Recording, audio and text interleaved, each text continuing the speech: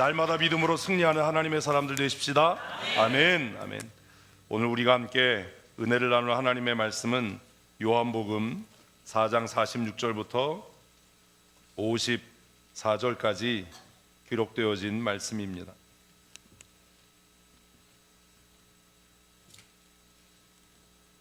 우리 이 시간 다 함께 한 목소리로 읽겠습니다. 예수께서 다시 갈릴리로 전에 물로 포도주를 만드신 곳이라. 왕의 신하가 있어 그가 예수께서 유다로부터 갈릴리로 청하여 내려오셔서 내 아들의 병을 고쳐주소서 하니 그가 거의 죽게 되었음이라. 예수께서 이르시되 너희는 표적과 기사를 보지 못하면 도무지 믿지 아니하리라. 신하가 이르되 주여 내 아이가 죽기 전에 내려오소서. 예수께서 이르시되 가라 내 아들이 살아있다 하시니 그 사람이 예수께서 하신 말씀을 믿고 가더니 내려가는 길에서 그 종들이 오다가 만나서 아이가 살아있다 하거늘 그 낫기 시작한 때를 물은즉 어제 7시에 열기가 떨어졌나이다 하는지라. 그의 아버지가 예수께서 내 아들을 그때인 줄 알고 자기와 그 온 집이 다 믿으니라. 이것은 예수께서 유대에서 갈릴리로 오신 후에 행하신 두 번째 표적이니라. 아멘. 소식지에 제목이 없어서 놀라셨죠? 제가 그렇게 허당이에요. 제목을 썼는 줄 알았는데 안 썼더라고요. 지식과 믿음, 아는 것과 행하는 것 어떻게 다른지, 무엇이 문제인지 오늘 본문 말씀을 묵상하면서 함께 하나님의 말씀의 은혜를 나누기를 원합니다. 여러분 믿음이 뭐라고 생각하시나요? 우리 나는 믿네 찬송에 있는데 도대체 뭘 믿는 거죠? 어떻게 믿는 거죠? 믿음이 뭐죠? 여러분이 생각하는 믿음은 무엇입니까? 이렇게 아무 말씀 안 하시면 안 되잖아요. 우리는 가끔 혼돈합니다. 혼란스러워하지요. 신앙생활하면서 많은 사람이 그렇게 이야기합니다. 내가 참 부끄러워요. 왜 부끄럽냐 하면 뭐 때문에 부끄러워요? 성경을 아는 지식이 없어요. 내가 성경을 잘 몰라요. 목사님 내가 성경을 잘 몰라서 이것도 못하고 저것도 못하고 성경을 잘 몰라서 제가 주일학교 교사 진장이 될 만한 자격이 없어요. 이렇게 얘기합니다. 여기 큰 함정이 있어요. 성경을 아는 건 뭐예요? 지식이에요. 결론 얘기하면 그거예요. 성경 몰라도 돼요. 어쩌면 성경 아는 게 우리를 낙심하게 하고 실패하게 하고 시험에 들게 하는 원인인지도 모릅니다. 그런데 우리는 여전히 무엇 때문에? 성경 모른다는 것 때문에 자존심 상하고 부끄러워하거든요. 그래서 이렇게 성경 공부하다가도 그래서 질문하고 목사님 나 성경을 잘 몰라요. 제가 여러분에게 묻는 건 성경을 묻는 게 아니라 성경을 아는 지식을 묻는 게 아니라 여러분의 생각을 묻는 겁니다. 성경의 내용이 뭐냐? 그거 외워서 얘기해라가 아니라 본문을 읽었는데 이것에 대해서 어떻게 생각하냐? 그걸 묻는 건데 나는 성경을 몰라요로 답을 해요. 또 어떤 사람은 나는 성경을 알아요라는 것으로 답하면서 자기가 믿음이 있다라고 생각을 해요. 성경을 아는 지식이 정말로 믿음인가요? 아닌가요? 어떻게 생각하세요? 답을 안 하세요? 로마서는 우리에게 이렇게 이야기합니다. 같이 읽습니다. 그러므로 믿음은 들음에서 나며 들음은 그리스도의 말씀으로 말미암았느니라. 제가 편집하고 저장한 걸 안 올리고 그 초본으로 올렸나 봐요. 제가 이렇게 안 만들어요. 제가 이렇게 처음 만들고 또 정리를 하는데 가끔 이렇게 허당해요. 저장한 거 안 올리고 그랬나 봐요. 로마서에서는 뭐라고 얘기해요? 믿음은 들음에서 나며 들음은 그리스도의 말씀으로 말미암는다라고 이야기해요. 그래서 우리가 착각하는 거예요. 뭐가 믿음이야? 성경을 아는 지식이 믿음이야. 이렇게 착각을 해요. 말씀을 듣는 게 믿음이야. 정말 그런가요? 그렇지 않아요. 이거 PPT가 제가 그 정리한 걸 안 올렸네요. 이제 이거는 이제 끝난 거예요. 저하고 하셔야 돼요. 이제. 그건 지식이에요. 지식. 믿음이 뭐예요? 이제 이러면 우리가 혼란스러워져 가는 겁니다. 이거 진짜 하나도 안 올렸네. 뒤에 있네요.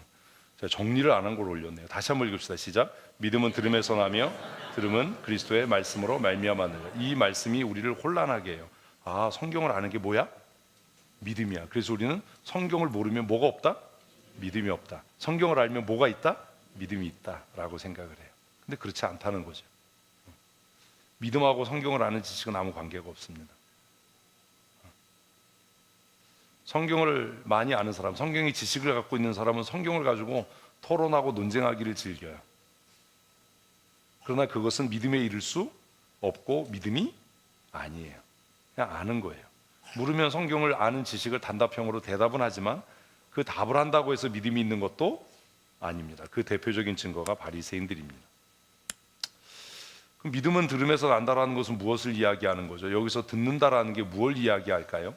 이게 이제 언어가 갖고 있는 한계이고 또 함정이기도 한데, 믿음은 들음에서 나며 라고 하는 말을 우리가 믿음은 성경을 아는 지식이야 이렇게 이해를 하는데, 로마서가 말하는 믿음은 들음에서 나며 라고 말할 때 듣는 것은 믿음을 얘기하는 겁니까? 믿음의 출발을 이야기하는 겁니까? 믿음의 출발을 이야기하는 겁니다. 믿음은 어디에서 생겨요? 하나님의 말. 듣긴 듣는데 약장사 아저씨 말씀을 듣는다고 믿음이 생기는 건 아니잖아요. 하나님의 말씀을 듣는 것에서부터 믿음이 출발합니다. 그래서 로마서는 믿음의 출발에 대한 이야기지 그게 믿음이다라는 이야기는 아닙니다. 오늘 본문을 통해서 저는 도대체 믿음이 뭔지 한번 다시 생각해 보려고 합니다. 오늘 본문은 이렇게 시작합니다. 가버나움에서 어떤 사건이 생겼어요. 46절 말씀 우리 같이 읽습니다. 예수께서 다시 갈릴리 가나에 이르시니 전에 물로 포도주를 만든 곳이라. 이거 왜 썼을까요? 이제 성경 읽으면 이제 그런 질문을 좀 하셔야 돼요. 이거 왜 썼을까? 예수께서 다시 어디에 오셨어요? 가나에 오셨어요. 가나. 근데 그곳은 전에 물로 포도주를 만드신 곳이에요. 그 물로 포도주를 만드신 사건을 우리가 지금 이제 요한복음을 계속 이렇게 순서대로 보고 있으니까 기억한다면 첫 번째 표적이라고 기록을 해놨거든요. 그러니까 이 46절의 서문을 읽으면 이게 뭐겠구나? 두 번째 표적이겠구나. 그러면 첫 번째 표적과 두 번째 표적은 어떤 다른 차이가 있을까? 어떤 양상으로 행해질까? 그리고 어떤 공통점이 있는가 하는 것들을 생각할 수 있어야 하는 겁니다. 그래서 갈릴리 가나에 오셨다. 그곳은 전에 예수님께서 뭐 하셨던 곳이다? 첫 번째 표적을 행하셨던 곳이다. 얘기를 하면 좀 이해를 해야지. 첫 번째 표적을 행하셨던 곳이다. 근데 그곳에서 어떤 일이 있냐? 같이 읽습니다. 왕의 신하가 있어 그의 아들이 가버나움에서 병들었더니. 굉장히 특이하게 기록을 하죠. 뭘 기록을 해요? 그 사람의 신분 기록해요. 그 사람의 신분이 뭐예요? 왕의 신하예요. 왕의 신하. 왕의 신하면 우리가 추론할 수 있는 것들이, 생각하고 상상할 수 있는 게 있잖아요. 어떤 사람이에요? 왕은 누구예요? 이런 것들을 정리를 좀 하셔야 돼요. 이렇게 하는 건 이거 하지 말아야 되는데, 말씀 묵상하는 설교 시간에는 왜 이렇게 하냐면 여러분 스스로가 성경을 읽고 이해하는 훈련을 시키기 위해서 하는 거예요. 응? 왕의 신하라는 걸 왜 밝혔을까? 왕의 신하라고 하는 것이 이 사건과 무슨 관계가 있을까? 지금 이스라엘의 정치적인 상황을 이해한다면 이런 표현이 갖고 있는 의미를 우리는 쉽게 이해할 수 있을 겁니다. 왕이 신하니까 그는 그냥 일반적으로 보면 굉장히 거만한 사람이어야 하고, 남의 말을 잘 안 듣는 사람이어야 하고, 자신의 권력이 최고 정점에 있어서 내 생각이, 내 뜻이 다 옳다라고 생각하는 사람일 겁니다. 우리도 그래요. 많이 배운 사람일수록, 성경을 많이 아는 사람일수록 뭐라고 생각해요? 내 생각이 옳다라는 생각을 굽히지 않습니다. 그래서 누가 얘기하면 그건 아니고, 자기 생각을 항상 고집해요. 이 사람이 지금 그런 위치에 있는 거예요. 이스라엘은 지금 식민지잖아요. 그리고 거기에서 권력을 가졌으니까 이 사람이 모든 판단의 중심에 있는 거죠. 이해되세요? 그렇다면 내가 모든 판단의 중심이고 내가 모든 결정권을 갖고 있는 사람이라면 남의 말에 귀 기울이는 게 쉽지 않고 남의 권위에 복종하는 것이 쉽지 않겠죠. 그런 것들 때문에 아마 기록해 놨을 겁니다. 그런데 47절 보십시다. 그가 예수께서 유대로부터 갈릴리로 오셨다는 것을 듣고 가서 청하되. 그래서 47절에 중요한 건 듣고 청하되예요. 듣고 청하되. 그가 뭔데요? 왕의 신하인데요. 왕의 신하인데 그가 어떻게 했어요? 청하는 일을 했어요. 그는 이제까지 명령하는 자로 살았을 겁니다. 무언가를 결정하는 자로 살았을 겁니다. 누구에겐가 부탁하는 일을 하는 일은 이 사람에게 굉장히 낯설고 불편한 일이었을 겁니다. 그런데 그에게 내가 예수님께 가서 무언가를 부탁하고 청해야 되겠다라는 마음이 생긴 출발점이 뭐예요? 듣고 이렇게 해놨는데도 이러면 어떻게 해요? 어떻게 도와드려요? 뭐하고? 듣고. 뭐 했을 때? 예수에 대한 소문을 들었을 때, 예수에 대한 소문을 들었을 때 그의 마음에 뭐가? 믿음이 주야, 믿음이 생겼어요. 무슨 믿음이요? 내가 예수님께 나아가면 이 아들을 살릴 수 있을 거다라는 뭐가? 믿음이 생겼어요. 이것을 로마서가 뭐라고 이야기한 거예요? 믿음은 들음에서 난다 라고 이야기한 겁니다. 그렇다고 그게 믿음의 전부가 아니라는 겁니다. 예수님에 대한 이야기를 들었습니다. 예수님께서 갈릴리 가나에서 뭐 행하셨다는 것? 물이, 아니 이분들 왜 이러지 진짜, 물이 포도주가 되게 하셨다는 것, 그 소문을 들은 거예요. 그래서 아까 진짜 오늘 여러 가지로 방해를 하네. 이게 기도를 하고 그러면 이런 일이 있나 봐요.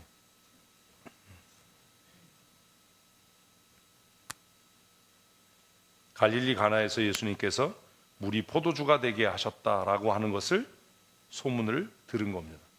지금 요한복음을 묵상하면서 다른 복음서에 있는 얘기를 끌고 오면 안 됩니다. 무슨 얘기인지 아셨겠어요? 아세요? 그래서 예수님께서 갈릴리 가나에 오셨는데 갈릴리 가나는 뭐다? 예수님께서 물이 포도주가 되게 하신 첫 번째 표적을 보이신 곳이다 라고 써놓은 이유가 무엇 때문이에요? 들었다를 설명하기 위해서 써놓은 거예요. 이게 글을 읽는 거예요. 이게 지금 안 되고 있으면 글을 이해를 잘 못하는 겁니다. 그러니까 이 왕의 신하는 무엇을 들은 거예요? 예수라는 청년이 포도주가 떨어진 잔치에서 정결의식에 쓰이는 손 닦고 발 닦는 물을 포도주가 되게 하셨다더라. 그래서 잔치가 깨어질 위기에서 그 잔치를 살려냈고, 기쁨이 사라지고 근심과 슬픔이 될 위기에서 그들에게 다시 기쁨과 새로운 희망을 주셨다더라 라는 소문을 들은 거예요. 그 들음이 그에게 뭐가 된 거예요? 믿음이 된 거예요. 사랑하는 성도 여러분, 우리 교회를 통해서 이런 소문들이 퍼져갈 수 있었으면 좋겠습니다. 병든 사람이 춘천 성도교회 가면 낫는다더라. 아멘. 근데 아멘 하는 여러분이 병으로 골골골 하면 되겠습니까? 그러니 여러분의 회복과 치유를 위해 기도하셔야 됩니다. 춘천 성도교회 가면 마음에 근심이 있고 불면증에 시달리고 우울증에 시달리던 사람들이 회복되어서 기쁨이 충만하다더라. 아멘. 이래야 되는데 여러분이 불면증에 시달리고 맨날 우울하고 예배 시간에 와서 우거지 죽상을 하고 앉아있고 이러면 되겠습니까? 우리는 무슨 소문을 전달하는 사람입니까? 이 왕의 신하, 거만하기 짝이 없고 아나무인이었을지도 모르고 다른 사람에게 아쉬운 소리 해본 일이 없었던 이 왕의 신하는 그냥 그 한 가지 이야기, 소문, 예수의 소문. 우리 교회가 좋은 소문 나는 교회였으면 참 좋겠습니다. 춘천 성도교회 가면 기도하는 소리가 끊이지 않는다더라. 그 교회 찬송이 뜨겁다더라. 이런 소문이 나는, 그 교회는 불평하고 당을 짓고 이런 사람이 없대더라. 아멘이 그래. 아멘.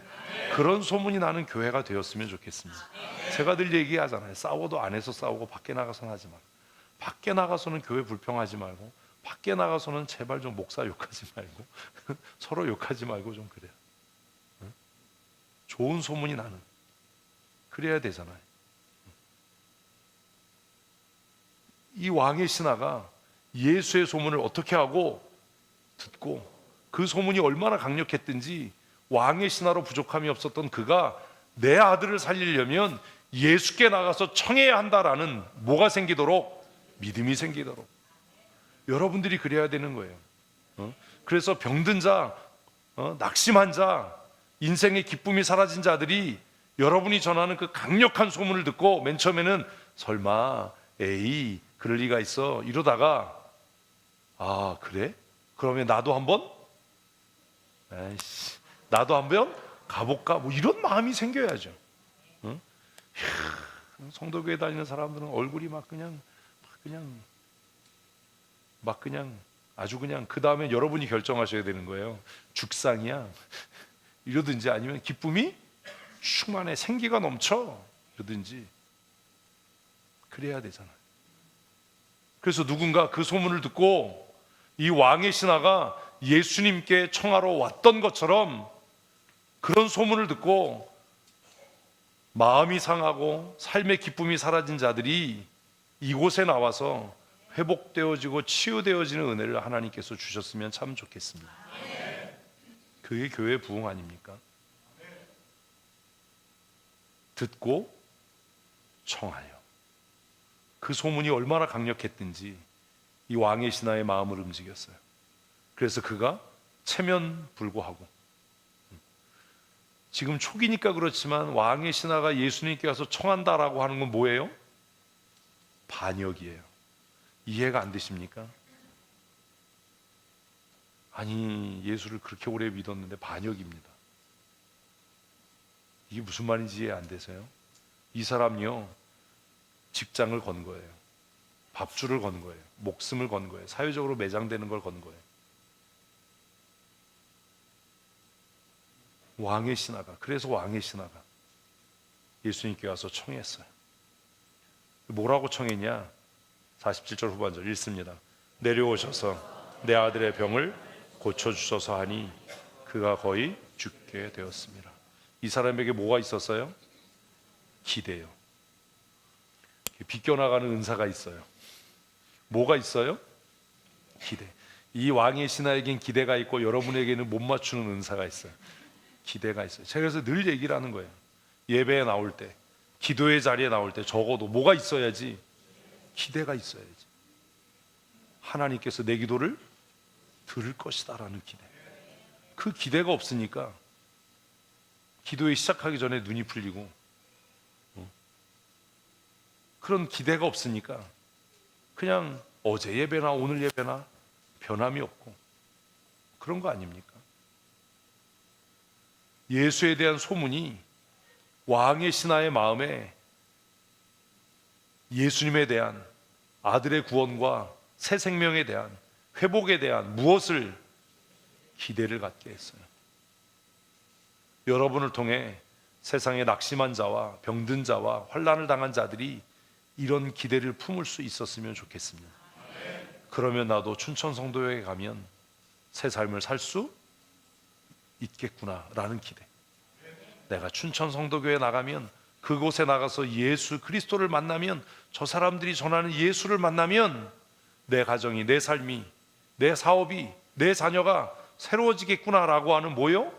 기대.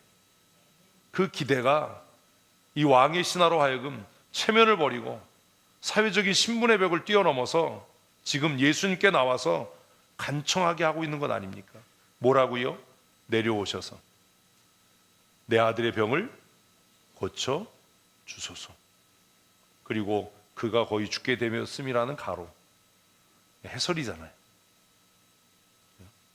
그런데 예수님께서는 이 왕의 신하의 이 믿음에 대해서 어떻게 반응하십니까? 굉장히 싸늘하고 냉정하게 반응하십니다. 같이 읽습니다. 예수께서 이르시되 너희는 표적과 기사를 보지 못하면 도무지 믿지 아니하리라. 믿지 아니하리라. 그러면 뭐 고쳐주겠다는 거예요? 안 고쳐주겠다는 거예요? 뭐예요? 무슨 말이에요 이게? 이럴 때는 아리송한 말이다.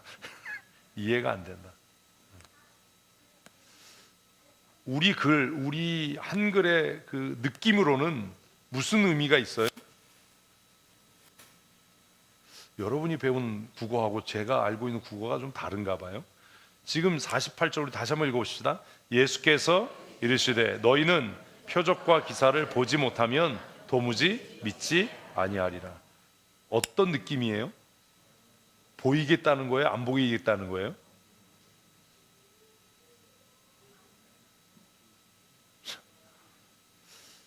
아니 어떻게 학교를 다녔을까나?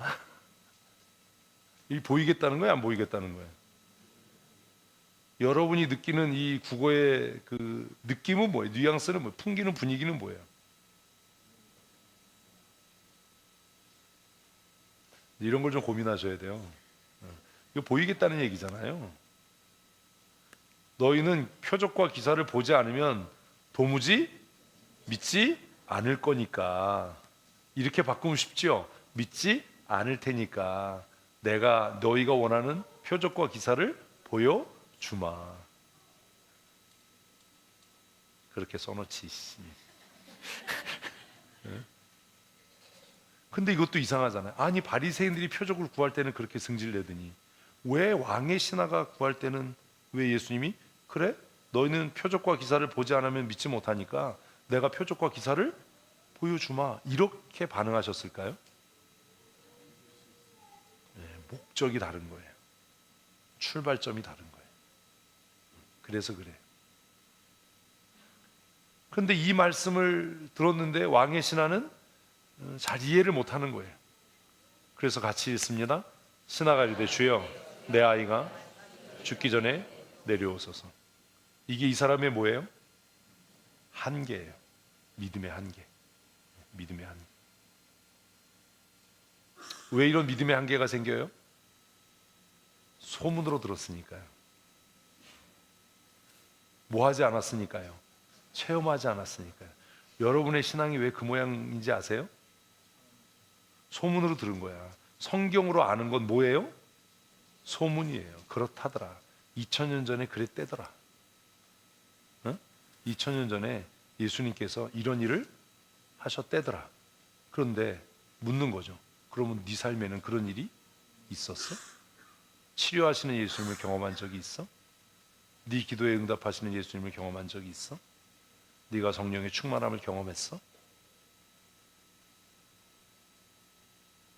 예전에 그 유명하신 서영춘 선생님께서 그런 명곡을 불렀잖아요.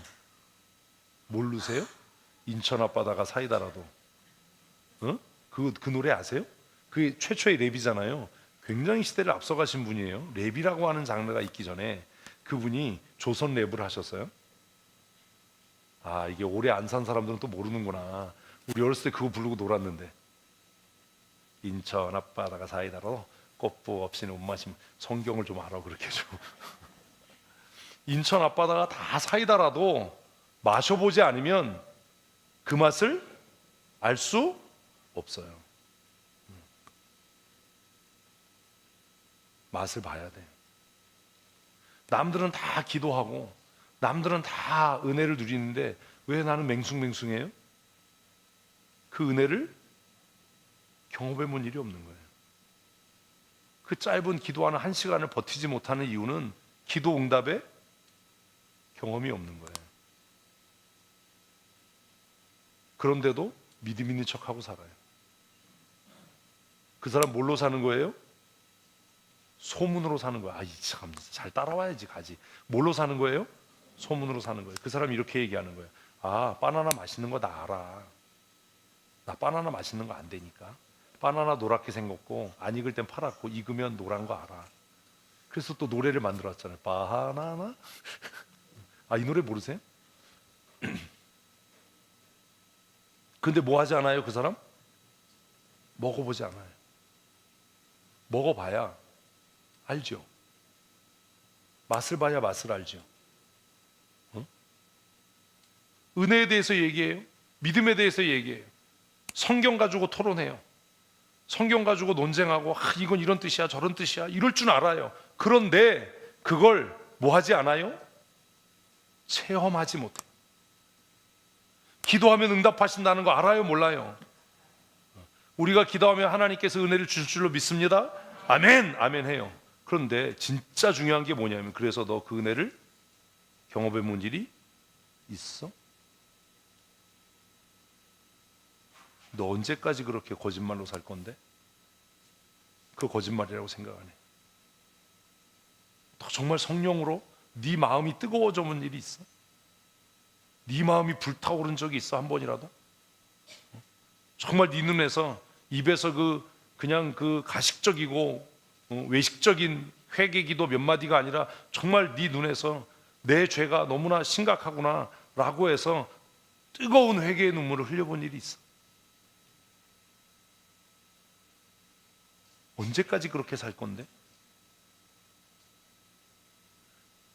왜 우리가 성령의 역사하심, 말씀의 능력을 경험하지 못해요?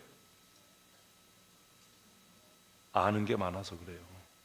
쓸데없이 아는 게 많아서. 지식은 우리를 교만하게 할 뿐이지 하나님의 은혜를 경험케 하지 못합니다. 그래서 교회 안에서 이건 이렇고 저건 저렇고 한 사람 치고 뭐가 없어요? 은혜가 없어요. 은혜가 뭔지를 몰라요.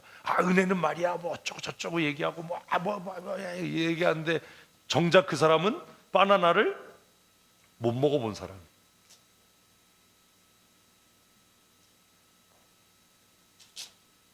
지금 이 왕의 신화의 결정적인 문제가 뭐예요? 소문으로 들었지 뭘 못했어요? 체험을 못했어. 그러니까 어때야 돼? 체험해야 돼가 중요한 게 아니고 예수님이 그 현장에 오셔야 돼. 왜? 가나의 표적은 예수님이 그 현장에 있어서 나타난 거니까. 도대체 그를 이해를 못하는 거예요. 국어 배웠다는 소리 어디 가서 하지 마요. 이 왕의 신하가 들은 소문에 의하면 예수님이 그 자리에 예수님이 그 자리에 계셨으니까, 있었으니까 또 좀 그렇잖아. 방 권사님 친구도 아니고 계셔서 그 일이 나타났으니까 내 아들이 살아나려면 내 아들이 죽기 전에 예수님이 우리 집에 오셔야 돼. 그 사건 현장에 계셔야 돼. 우리는 어떡하죠? 우리는 어떡하죠? 또 이해가 안 되는 거야. 2000년 전에 죽었는데 어떻게 예수님이 내 삶의 사건 현장에 오실 수 있지요? 내가 예수님이 2000년 전에 물 위로 걸으신 건 믿습니다. 물고기 2마리, 보리떡 5개로 남자 만 5,000명 먹이신 걸 믿습니다. 그런데요, 내 사업은 어떡하죠? 내 아이들 대학 등록금은 어떻게 하죠? 나 취업은 어떻게 하죠? 왜요? 그때는 예수님이 그곳에 계셨고, 그래서 우리가 돈 없애가면서 성지순례라고 가는 거 아니에요? 가가지고 뭐 예수님이 여기서 뭐 기도해서 거기 앉아가지고 무슨 죄송합니다, 무슨 지랄이냐 그게. 돌 만져가면서 눈물로 예수님 거기 뭐 못 받겠다니까 막 거기 수건으로 닦고, 그 수건 닦은 것도 가져가요. 이 사람들이 뭐 하는 사람들이? 목사 장로라는 사람도 가가지고 그 사람들 머릿속에는 예수님이 어디 계신 거예요? 거기. 이런 돌대가리들이 이게 무슨 믿음이라고, 이게 뭐 하는 짓거리냐.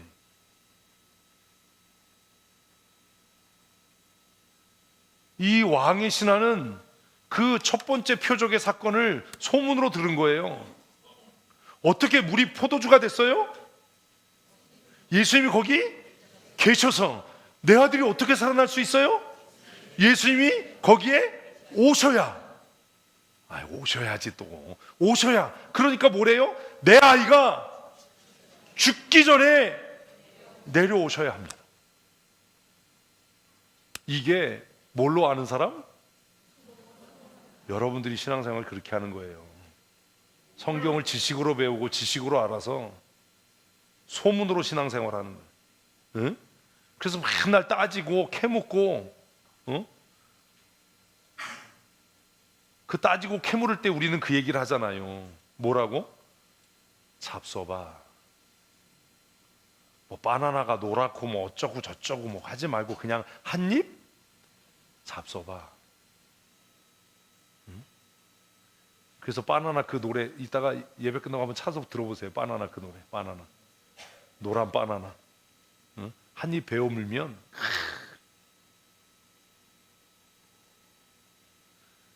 맨날 성경을 통해서 소문으로 신앙생활을 하니까 맨날 따지고 맨날 뭐 이러지 실체를 모르는 거예요. 기도를 해도 뭘 어떻게 해야 될지 모르는 거예요. 체험하지 않았기 때문에 삶이 변하지 않아요. 이게 우리의 문제예요. 머리로가 아니라 삶으로 체험하는 믿음의 사람이 되십시오. 쓸데없는 논쟁 그만하고 허탄하고 망령된 신화를 버리고. 그래서 왕의 신하가 예수님 그곳에 계셔서 물이 포도주로 변했으니까 내 아들이 살아나려면, 내 아들이 언제? 죽기 전에, 잔치가 끝나기 전에 예수님 거기 계셔서 잔치를 살렸으니까 내 아들 숨이 꼴까닥 넘어가기 전에 내 아들이 지금 아픈 그곳에 내려오셔야 됩니다. 내가 소문으로 들은 내용은 그겁니다. 이게 그 사람의 한계예요. 그래서 머리로, 논리로, 지식으로 성경을 아는 사람은 신앙에 뭐가 분명한 한계가 있어요. 믿음에 분명한 한계가 있어요. 나아지지 않아요. 극복되지 않아요. 그 경계를 넘어서지 못해요.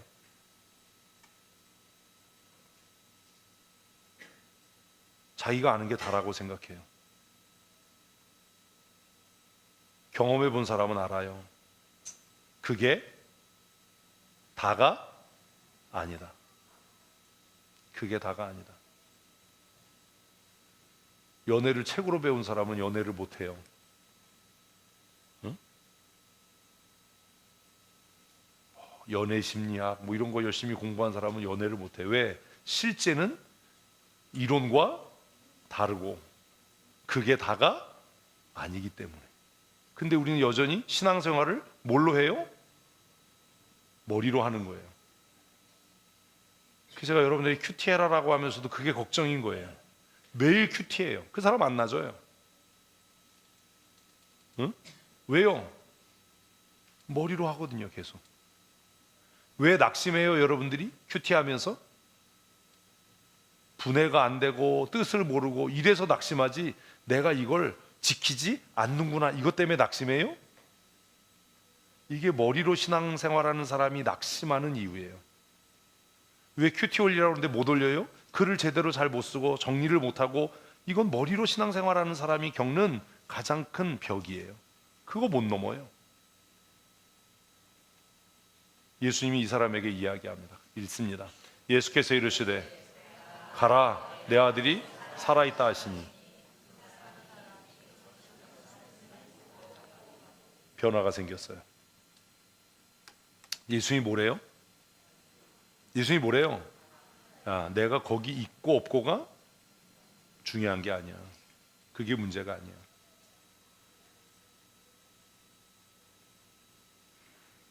예수께서 이르시되 가라, 내 아들이 살아있다. 뭐가 문제예요?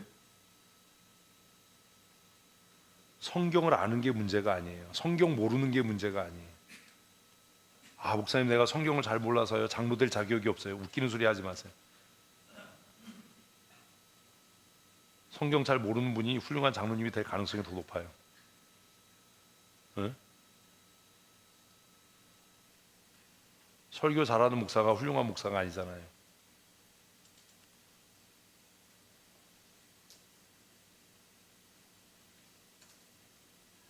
예수님이 이 왕의 신하에게 뭐래요? 그냥 가래요. 그냥 가래요? 왜 그냥 가래요? 아들이 살아있대잖아. 왜 그래? 그냥 가랬는데 왜 가래요? 아들이 살아있대요. 조금 아까 같으면 이 왕의 신하가 뭐라고 해야 됩니까? 예수님 그러시면 안 됩니다. 왜 내 아들을 포기하십니까? 제가 좀 돈을 더 드려야 되나요? 제가 더 무릎을 더 깊게 꿇어야 되나요? 머리를 더 깊이 숙여야 되나요? 제가 더 애절하고 간절하게 간청해야 되나요? 왜 그러시죠? 왜 나를 버리시죠? 이래야 될 것 같잖아요. 그런데 밑에 두 줄 있습니다. 시작. 뭐요? 말씀을 믿고 가더니 변화가 생겼어요. 어떤 사람에게 일어나는 변화예요?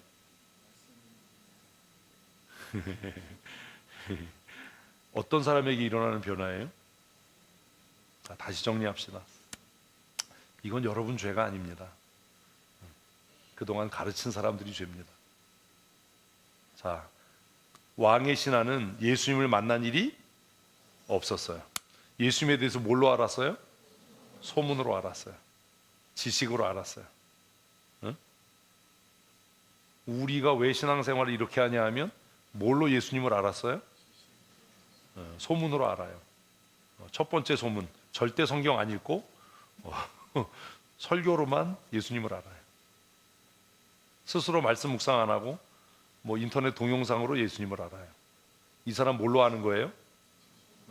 소문도 아주 저질 소문으로 아는 거예요. 성경을 읽어요. 그래서 이제 스스로 예수님이 이런 일을 하셨구나, 이런 분이시구나, 그걸 알아요. 뭘로 아는 거예요? 지식으로 아는 거예요. 조금 난 정보지요. 근데 이 두 사람의 공통점은 뭐예요? 자기의 예수님이 아니에요. 이 왕의 신하는 예수님을 만나기 전까지 뭘로? 소문으로 알았어요. 예수님이 거기 계셨대. 잔치가 끝나기 전에 거기 계셨대. 포도주가 떨어졌대. 그런데 예수님이 손 씻고 발 씻는 물을 포도주로 바꾸셨대. 그래서 그 위기의 잔치가 기쁨으로 충만할 수 있었대. 그래? 그러면 내가 예수님께 나가서 청하면 내 아들을 살리실 수 있는데, 그 예수님이 어디에? 내 아들이 죽어가는 그 현장에 계시면 예수님이 살릴 수 있지. 이래서 예수님께 나와서 이제 계급장 띄고 왕의 신하라고 하는 신분 다 버리고 청한 거예요. 예수님, 내 아들이 죽어갑니다. 내 아들이 죽어가는 그곳에 오셔서, 내 아들이 죽기 전에 오셔서 고쳐주십시오. 그런데 그 머리로 알던 지식과 지금 예수님과 대화하는 사이에 굉장히 큰 변화가 생겼어요. 무슨 변화가 생겼어요? 예수님을 만났어요. 여러분의 삶에 예수님을 만난 사건이 있습니까?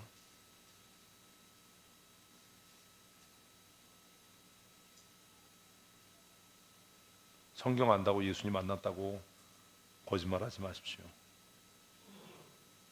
예수님을 만난 사람은요, 삶이 달라져요.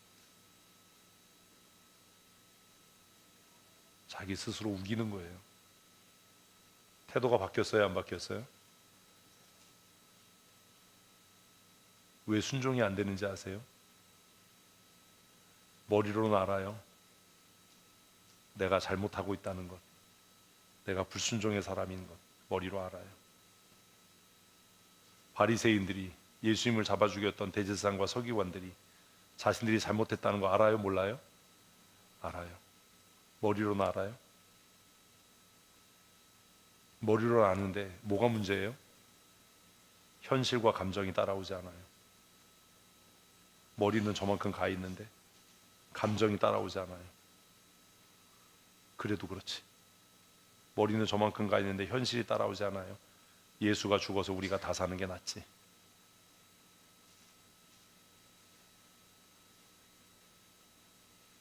예수를 인격적으로 만난 게 아닙니다. 신앙생활의 시작은 성경을 아는 것이 아니라 뭐 하는 거예요? 만남이에요. 예수님을 인격으로 만나는 것. 예수님을 인격적으로 만나면 부정할 수 없고 감출 수 없고 가릴 수 없는 뭐가요? 변화가 생겨요. 이 사람 변했어요.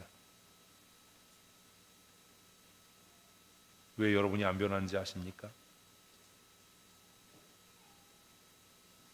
자기 딴에는 예수님 만났다고 우기는데 아닌 겁니다. 조금 아까까지는 내 아들이 죽기 전에 내려오셔야 됩니다. 예수님께서 가나 혼인잔치의 현장에 계셨던 것처럼 내 아들이 죽어가는 그 죽음의 현장에, 슬픔의 현장에, 그 고난의 아픔의 현장에 예수님이 오셔야 합니다 라고 주장했던 사람이 뭐라고요? 말씀을 믿고 가더니 변했어요. 눈에는 아무 증거 보이지 않아요. 손에는 만져지지 않아요. 이게 잘하는 일인가? 이게 옳은 일인가? 내 생각하고는 다른데? 내 가치하고는 다른데? 아니 어떻게 말 한마디에 죽어가는 아이가 살아날 수 있지? 선택해야 돼요. 뭘요? 같이 가자고 조를 건지, 그 말씀을 믿고 갈 건지, 그 선택에 우리는 항상 서요. 말씀을 따라 살아갈 건지, 내 감정을 따라 살아갈 건지, 하나님의 약속을 따라 살아갈 건지, 지금 보이는 현실적인 상황을 따라 살아갈 건지, 우리는 항상 그 갈림길에 서요. 그때마다 우리는 뭐 해요? 감정을 택하고 현실을 택해요. 그렇게 하면서 뭐라고 얘기를 해요? 믿음이 있대요. 내가 예수를 만났대요. 그래서 제가 얘기하는 겁니다. 거짓말 좀 그만해라. 네가 정말 예수를 만났다면 그럴 수 없다. 예수를 만난 사람은 뭘 따라 산다? 말씀 따라 산다. 정말 극적인 변화잖아요. 이 사람이 성경 압니까? 이 사람이 구약 성경을 알겠습니까? 성경 아는 거 중요하지만 그렇게 또 중요한 것 같지도 않다라는 생각을 합니다. 이 사람 마음에 변화가 생겼습니다. 그래서 그가 삶으로 실행합니다. 말씀을 어떻게 하고? 믿고 길을 나섭니다. 불안했을까요? 안 불안했을까요?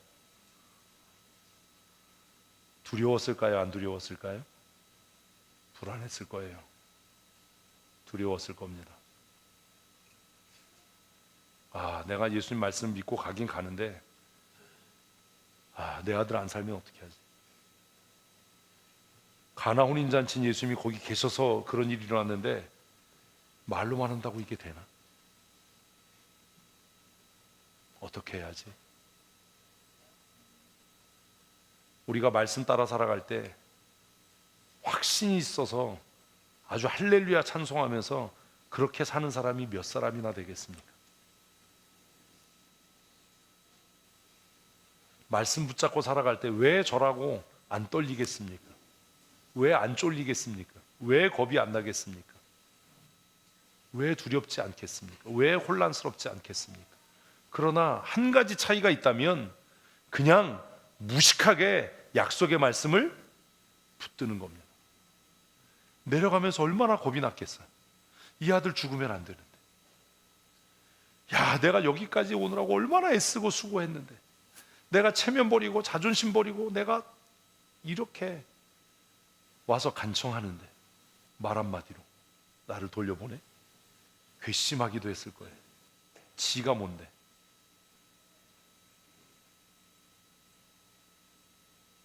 그래도 이 왕의 신하는 뭐 한 거예요? 선택한 거예요. 결정한 거예요. 뭐 하기로? 믿고 가기로. 네? 믿고 가기로. 두려우십니까? 불확실해 보이시나요? 이게 아닌 것 같은데? 이런 생각도 드시나요? 다 그럴 거예요. 저도 그러니까. 그러나 믿고 가십시오. 말씀을 믿고 가더니, 말씀을 믿고 가더니 어떤 일이 일어납니까? 같이 읽습니다. 내려가는 길에서 그 종들이 오다가 만나서 아이가 살아났다고는 집에서 변화가 일어난 겁니다. 종들이 뛰어오기 시작한 거예요. 왜요? 이 주인에게 이 기쁜 소식을 알리려고, 이 복음을 알리려고 만났어요, 길에서. 종들이 이야기합니다. 주인님, 걱정하지 마십시오. 아드님이 살아났습니다. 아드님이 살아있습니다. 여러분 같으면 어떻게 하겠어요? 막 뛰어가. 박문사님 막 뛰어가. 그래서 엎어져서 자기가 죽어. 같이 있습니다. 그 낮기 시작한 때를 물은즉 어제 7시에 열기가 떨어졌다 하는지라. 질문이요. 왜 물었을까요? 왜 물었을까요? 간단하잖아요. 이게 우연한 일인지, 이게 말씀에 순종한 결과인지를 확인하기 위한 것 아닙니까? 우리는 이런 수고도 하지 않아요. 그냥 자신의 승리에 도취하고 자신이 이루고자 하고 얻고자 했던 것을 얻었다는 것에 만족하지, 이게 정말 하나님이 주시는 은혜인가? 이게 기도 응답인가? 이것을 확인하지 않는다고. 아, 이 왕의 신앙. 물었더니 어제 7시래요. 응? 낮인지 밤인지 안 써놨는데 53절 시작. 그의 아버지가 예수께서 내 아들이 살아있다 말씀하신 그때인 줄 알고. 근데 저는 여기에 이의를 하나 제기해. 질문이 있습니다. 무슨 질문이요? 저는 아주 의심이 많은 사람이에요. 저는 믿음보다 의심이 많은 사람이에요. 무슨 이의를 제기해요? 아니, 뭐 시계도 없는데 그 시간이 그 시간인지 웃지 않았노? 애플워치를 차고 있었나? 갤럭시 워치를 차고 있었나? 그때가 7시인지 이 왕의 신하가 어떻게 알았을까? 그런데 이 글에 한글로 번역한 성경에 단서가 있지 않습니까? 뭐라고요? 줄 알고.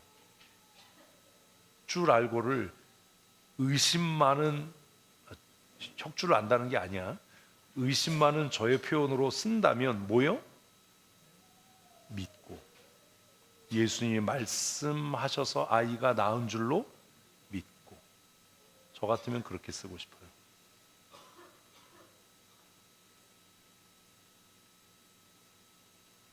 그리고 나서 뭐 했다고요? 자기와 온 집안이 다 믿으니라.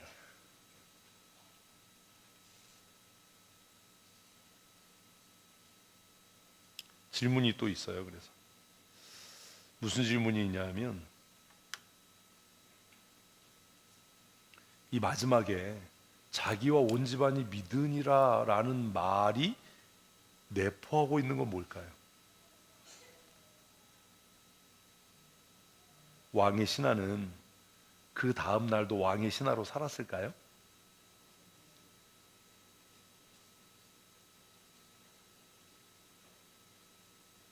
어떻게 생각하세요? 이 마지막 절이 이야기하는 믿으니라 라는 말이 뭘 얘기한다고 생각하세요? 그냥 우리가 생각하는 것처럼 나 마음으로 믿어? 이건가요? 박문사님 어떻게 생각하세요? 그렇죠. 삶의 변화.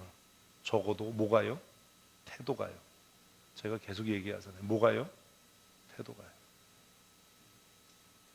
어제도 왕의 신하고 오늘도 왕의 신하일지 몰라도 뭐가요? 살아가는 삶의 자세와 태도가 달라지지 않았겠습니까? 예수 만나기 전과 만난 후에 여러분의 삶의 태도가 뭐가 달라졌습니까? 여러분 한번 생각해 보십시오. 내가 예수 믿기 전과 예수 믿은 후에 뭐가 달라졌지요? 수련의 전과 수련의 후가 뭐가 달라졌지요? 새벽 1시까지 했던 기도회 전과 기도회 후가 뭐가 달라졌지요? 달라진 게 없으면 사기치는 겁니다. 무슨 예수를 만납니까? 어떤 제품 팔 때 그래서 항상 뭘 비교해요? 비포와 애프터를 비교합니다. 이전과 이후. 수련회 합니다. 성령 대방회 합니다. 목이 쉬도록 기도합니다. 나는 믿네 찬양합니다. 찬양 전과 찬양 후가 뭐 해야지요? 왜 다 죽어가 또 이러면 안 달라지는 거잖아요. 뭐 해야지요? 달라져야죠. 수련회 전과 수련회 후가 뭐가 달라진 게 있어야지요. 수련회 전에 내가 아내에게 잔소리하고 신경질 내고 짜증 냈다면 수련회 후에 잔소리 끊었어. 끊어야죠. 하지 말아야지요. 남편을 마음으로부터 무시하고 남편의 말에 순종하지 않았다면 수련회 후에 그가 정말 성령의 은혜와 예수 그리스도를 만났다면 남편을 존경해야지요. 귀히 여겨야지요. 수련회를 통해 뭔가 달라졌다면 예배 태도가 달라져야 되고 기도하는 태도가 달라져야죠. 만나긴 뭘 만나요? 은혜를 받긴 무슨 은혜를 받아요? 새벽 1시까지 기도회 하고 와서 집에 와서 신경질 내고 승질 내면 뭐가 달라졌다는 겁니까?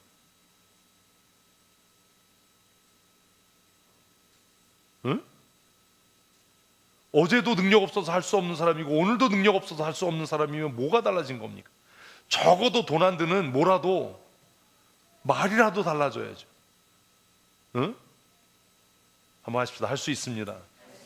하면 됩니다. 해보십시다. 당신은 좋은 믿음의 사람입니다. 아니 그 날 보고 얘기를 하면 어떻게 해? 옆 사람 보고 해. 뭐가 달라진 게 있어요. 뭐가 달라졌냐? 뭐가 예수 만났다는데 네 인생에 뭐가 달라졌냐? 여전히 남편한테 잔소리 해대고 시시콜콜 의심하고 따지고 불안해하고 염려하고 근심하고 순종하는 모습은 뭐 눈꼽만큼도 없는데 뭐가 달라진 거예요? 응? 기도하고 예수님을 만났다면 성령의 은혜를 덧입었다면 기도하는 태도, 예배하는 태도, 찬송하는 태도가 달라져야죠. 갑자기 성경이 막 알아져, 막 은혜가 있어, 막 미래가 보여 이런 건 아니더라도 목사님 내가 수련회를 통해서 이렇게 결심했습니다. 내가 이렇게 하기로 했습니다. 내가 변하여 새 사람이 되려고 합니다. 이런 게 있어야죠. 그걸 그냥 한마디로 뭐라고요? 자기와 그 온 집이 다 믿으니라. 죄송하지만 우리 중에 상당수는 아직 예수 안 믿는 겁니다. 뭐가 달라진 게 있어야죠. 이 왕의 신하 집에 가서 제일 먼저 했던 일이 뭐겠어요? 몰라요? 집안에 있던 신주단지 다 꺼내서 불태우지 않았겠어요?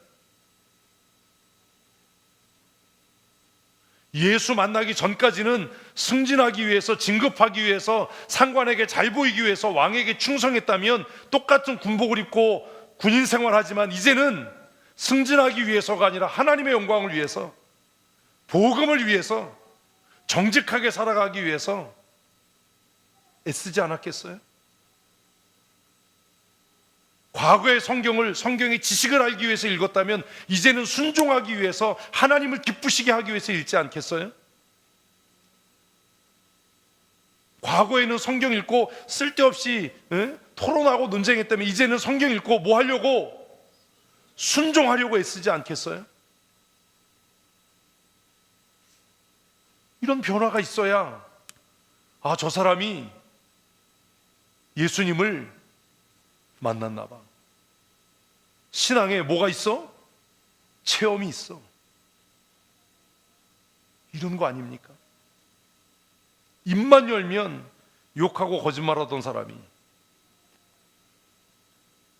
그 습관 때문에 욕하고 거짓말하다가 부끄러워하고 애통해하고 근심하는 모습을 보일 때 저 사람이 누구를? 예수를 만났구나. 성령의 사람이 됐구나. 변했구나. 변명하고 핑계하던 사람이 내가 이제 책임지겠습니다. 이래야 되잖아요. 그래서 우리의 원수와 대적들이 우리를 저 사람 누구에게 속한? 하나님께 속한, 누구를 만난? 예수를 만난, 무엇으로 충만한? 성령으로 충만한 믿음의 사람이고, 이렇게 될 거 아닙니까? 그걸 오늘 본문은 그냥 짧게 뭐라고요? 믿으니라. 자기와 그 온 집이 믿으니라. 기도하고 말씀을 듣고 묵상한 다음에 집에 돌아가서 남편에게, 여보, 내가 당신의 말에 순종하지 않고 가정을 잘 돌보지 않고 내가 내 쾌락과 즐거움을 위해서 내 자존심 때문에 이렇게 했던 것, 내가 당신에게 용서를 구합니다. 이래야 이 사람이 기도하더니 뭐 했어? 예수를 만났어. 변했어. 하나님의 사람다워. 밤새도록 기도했대는데, 수련회 갔다 왔대는데 변한 게 아무것도 없는 거예요. 나아지는 게 없는 거예요. 사랑하는 성도 여러분, 이제 우리 머리로 하는 신앙생활 그만하고 예수님을 만나십시다. 삶의 체험으로, 삶의 체험으로. 말씀을 알기 위해서 읽는 게 아니라 뭐 하기 위해서? 실천하기 위해서. 성경 아는 거 자랑하고 내가 몇 구절 암송한다 이걸로 자랑하고 내가 성경 몇 번 읽었다 이거 자랑하는 게 아니라 내가 오늘 무슨 말씀을 어떻게 했다? 실천했다.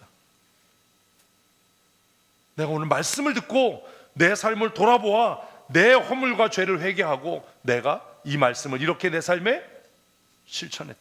이걸 자랑할 수 있는 그런 믿음의 사람이 되어야 하지 않겠습니까?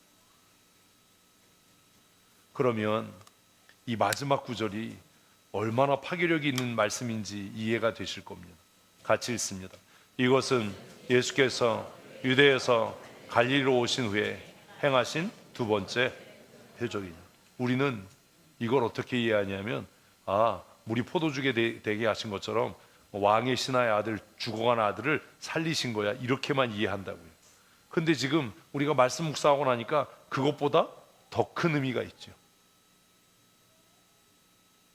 이게 또 이해가 안 되면 2시간을 더 해야 되는데 저의 답답함이 이런 거예요.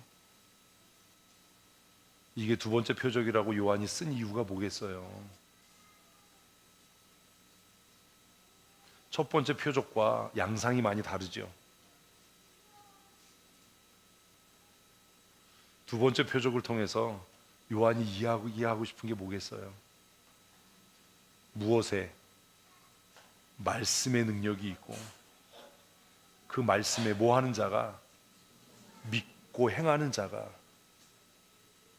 예수를 만난 자다. 그러니 너희도 예수가 보이지 않고 예수가 내 삶에 함께하는 것 같지 않아도 그 약속의 말씀을 듣고 뭐하면?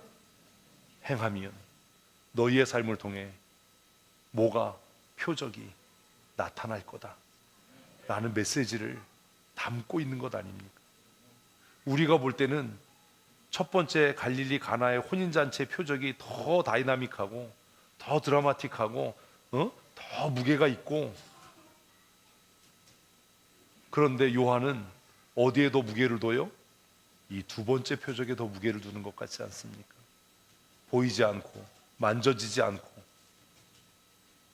아무런 확신이 없고 즉각적으로 나타나는 변화가 없어도 그 말씀을 듣고 행할 때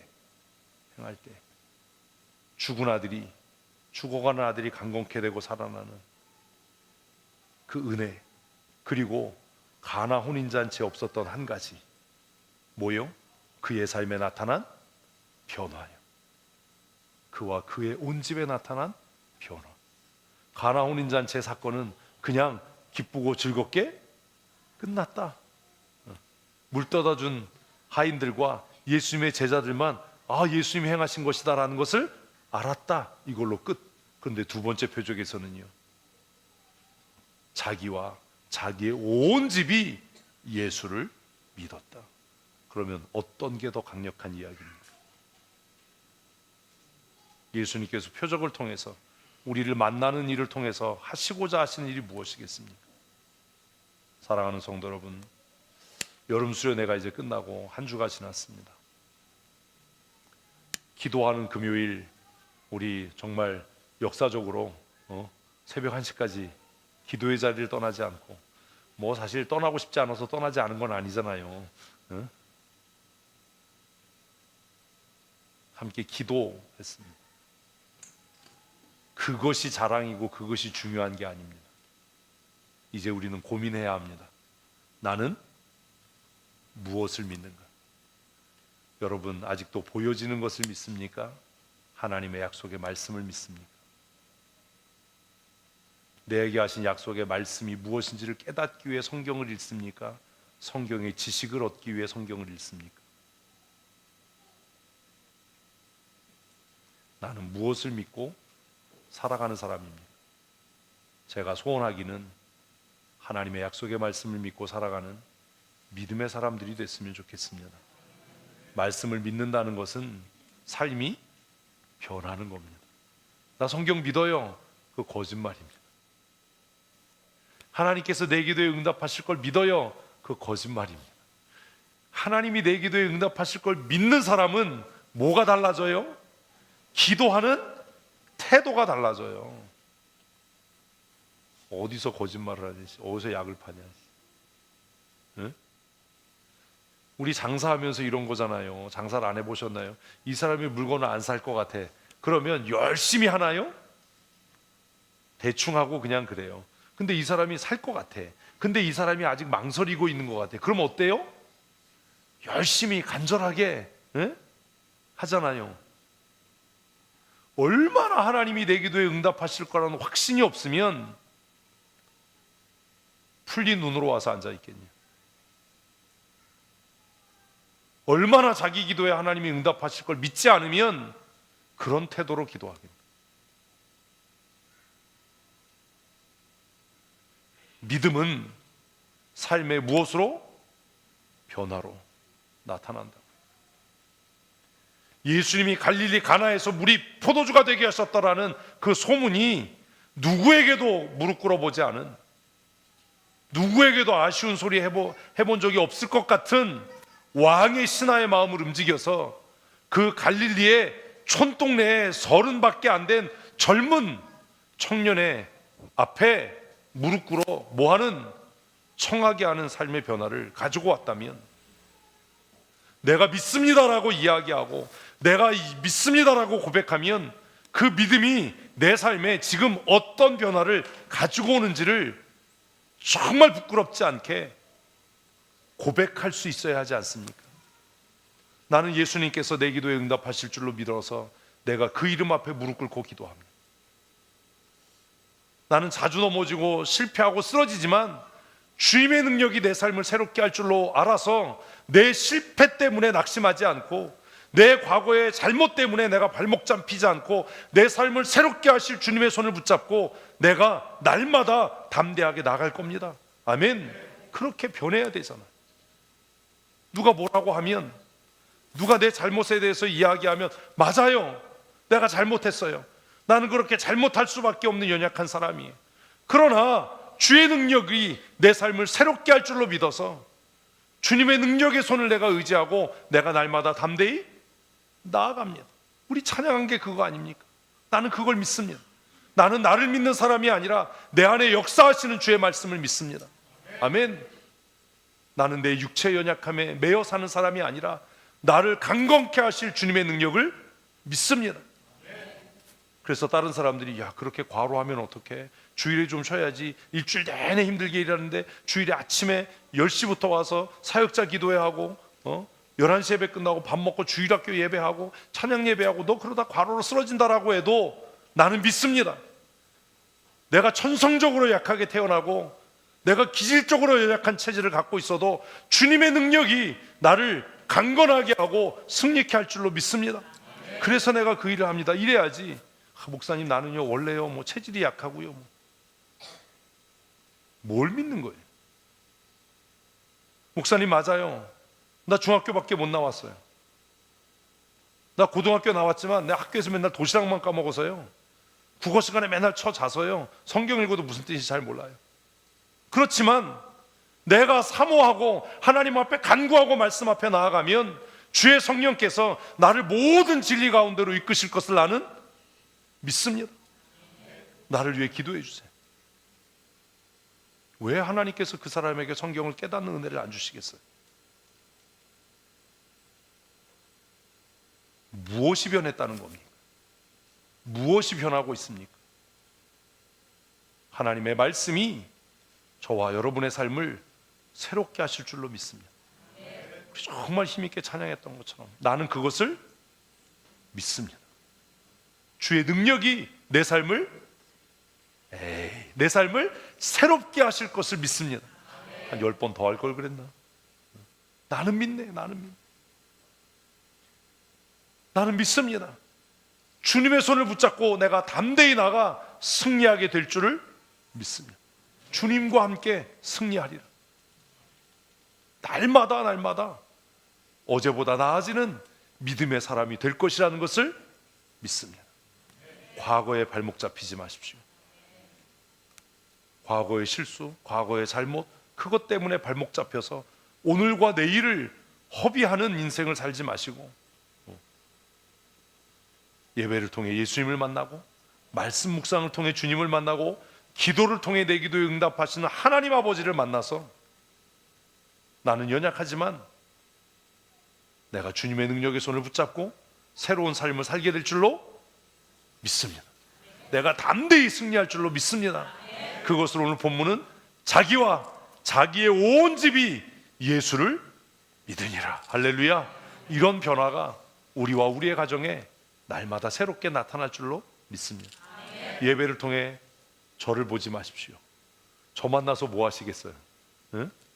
그렇잖아요. 우리 예배를 통해 내 삶을 새롭게 하시는 예수 그리스도를 만나십시다. 말씀 묵상에서 성경을 좀 아는 게 뭐가 그렇게 대단합니까? 말씀을 매일 묵상해서 지금도 살아계시고 영원토록 변함이 없으신 하나님을 만나십시오. 그리고 그분이 내게 말씀하시는 그 말씀을 붙들어서 어제보다는 오늘이, 오늘보다는 내일이 더 성숙해지고 믿음으로 승리하는 하나님의 사람들이 되십시다. 믿음으로 산다는 건 그런 겁니다. 더 좋아질 겁니다. 더 나아질 겁니다. 옆 사람에게 하십시다. 아멘. 근데 마음속에 행여나 이런 마음이 들면 안 되는 거예요. 이러면 예수 이름으로 물리쳐야 되는 거예요. 오늘보다는 내일이 더 좋은 믿음의 사람이 되게 하실 줄로 믿습니다. 하나님, 우리는 연약합니다. 우리는 자주 넘어집니다. 우리 자신을 의지하며 낙심하고 절망할 수밖에 없는 죄인입니다. 그러나 약속의 말씀 의지하여 믿음으로 순종하며 나아가오니 우리를 통해 하나님의 하나님 되심의 증거가 나타나게 하여 주시옵소서. 변하여 새 사람 되게 하시고 날마다 새로운 삶을 사는, 날마다 담대히 나가 주님과 함께 승리하는 믿음의 사람으로 살아가게 하여 주시옵소서. 우리의 승리의 보증이 되시고 우리의 영원한 구원이 되시는 우리 구주 예수 그리스도의 크신 은혜와 아버지 하나님의 크고 놀라우신 사랑하심과 성령님의 교통하시고 충만케 하시는 은혜와 역사하심이 오늘 주 앞에 나와 함께 예배하며 예수 그리스도로 말미암아 진리의 말씀을 통해 변하여 새 사람 될 것을 믿고 말씀에 순종하는 삶 살아가기로 굳게 결심하고 다짐하는 사랑하는 주의 권속들 머리머리 위에 영원토록 함께 있을지어다. 아멘.